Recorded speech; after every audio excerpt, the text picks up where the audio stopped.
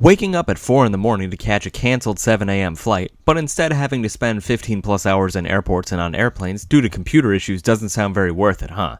Well, shush. The adult is talking.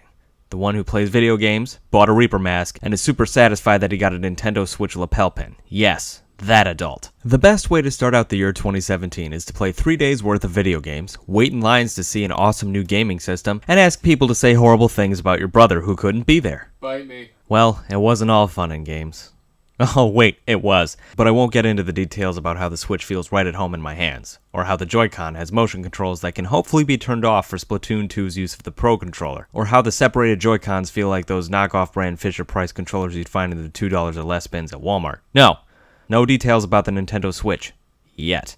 Instead, I'll tell you guys about the games I played. In no particular order, we're starting with ARMS. ARMS is the new boxing IP from Nintendo, soon to debut on the Switch. Unfortunately, this game failed to impress as the motion controls felt imprecise and rather unpolished. I'm sure between now and when the game is actually released, the issues will be fixed. But the only way to land any sort of majorly damaging hit was to grab, and that left you completely open to counterattacks. Also, the guy explaining how to play didn't tell us how to guard. That would have really helped a lot. Next, I have Sundered. The makers of Jotun are at it again and smash through the front of your house with the semi-truck of adventure. The expansive skill tree gives the impression of billions of ways to play and complete the game through experimentation with these different skills. The demo even used the Demon Souls way of making you remember it, pit you against an unfathomable horde of enemies to kill you until you love it. That's not what made me love either game, but it certainly has me excited to see what powers I can use to take them all down. Next, we have Splatoon 2. Drool as you witness the improvement of an already near-perfect game. Witness the ink look inkier as you splatter your opponents with brand new special attacks allocated to each weapon. Care not as you are splattered because you'll get right back in the battle to exact your revenge faster than you can say Yeti!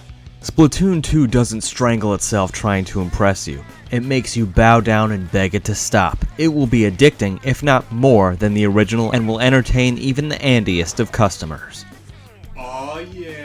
Next up, we have Pizza Titan Ultra. This game asks the question, do you like the 90s? To which your answer is then handed to you via a giant robot hand smashing through your wall. But why would it do that? To deliver your pepperoni and anchovy pizza, you sick freak. A blend of giant robot battles, racing through a very destructive city, and pizza perfect placement, Pizza Titan Ultra puts you in the cockpit of a pizzeria inside of a giant robot. And if that wasn't enough, you get to fight other giant pizzeria bots. Of all the 90s things I saw at PAX South, this was the 90st. Hoo boy, it's time for Super Bomberman R.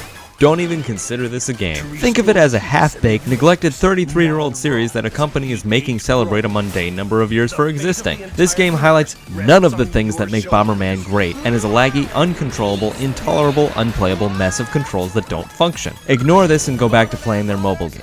That one is at least an actual game. Here we go. Necroball, a video game combination of foosball, soccer, and a twin-stick shooter. Hit the skull to summon monsters to walk into your opponent's goal, and if that doesn't do it for you, just knock the skull in. Become a necromancer of unimaginable power and use it to compete in a twin-stick surprise that creates friendly competition between brothers. At least until the last seconds hit and you realize how many of your opponent's monsters are heading to your goal. Hyper Universe, a side-scrolling MOBA that stuck me with the worst character. I was unimpressed by this game, as I am with most MOBA games, but I can safely say I would play this over, say, Heroes of the Storm, League of Legends, or other MOBA games on the market because I enjoy side-scrolling, left and right arrow key moving games more than I do point-and-clicks. There's one exception to the point-and-click rule, but that game wasn't at PAX South. Hyper Universe is very much trying to be the Overwatch of the MOBAverse, and it has the art style, now it just needs the fluent controls. Boom. Forsaken Castle. If you miss Castlevania and Bloodstained is too far away, then I have the game for you. Forsaken Castle is a Castlevania-like game in terms of controls, whipping enemies, and castle climbing progression. Slay enemies with your whip and your magic with Lily as she finds her way into a castle to explore, but finds so much more danger than she could have possibly imagined. Also, this game gets major props for in-game conversations progressing like they do in Shantae. I'd high-five the game, but it's not out yet. Soon, my friend.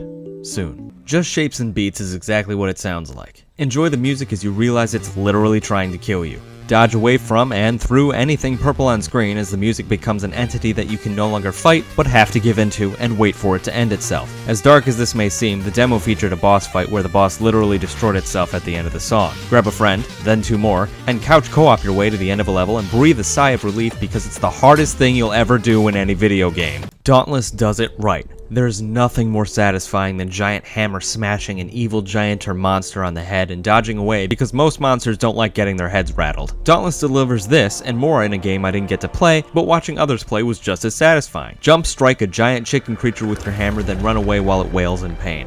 At least, that's my strategy. My other strategy is playing this game for many hours, and then many hours after that, and then many more hours. James, you're wasting your life. Shut up!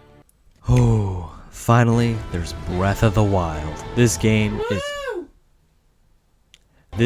is masterpiece incarnate. If you look up perfection in the dictionary, there will not be a page for it. Breath of the Wild will just appear and the word perfection will be taped to it. There's little more I can say about this game that hasn't already been said. The 20-minute demo wasn't long enough, and I really, truly cannot wait until this game hits home on March 3rd.